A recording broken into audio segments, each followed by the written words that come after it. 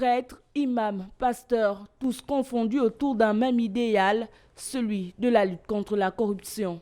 Ces médecins de l'âme vulgarisent de bonnes vertus. C'est sur ce principe que la commission de lutte contre la corruption et l'enrichissement illicite a invité les représentants des confessions religieuses à l'occasion de la journée africaine de lutte contre la corruption. Nous souhaiterions faire de cette rencontre une plateforme d'échange avec vous, afin d'amener les congrégations religieuses à être de partenaires privilégiés pour la diffusion et la divulgation du message de la lutte contre la corruption dans sa dimension morale. Plus proches des populations et au contact des familles, les confessions religieuses se positionnent comme des partenaires de choix dans la lutte contre la corruption.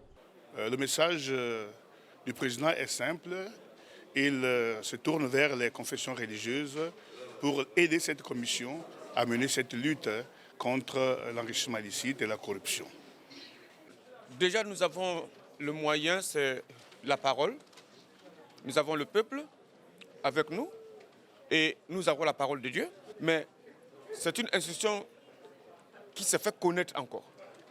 Et nous sommes favorables à cette invitation, puisque déjà, en tant que confession religieuse et acteur moral, nous faisons déjà ce travail sur le terrain.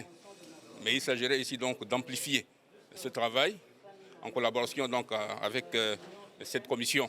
Véritable gangrène de la société africaine, la corruption précarise les efforts gouvernementaux en la matière malgré la mise en place des organes par l'État, d'où l'importance de la combattre efficacement dans toutes les sphères de la société.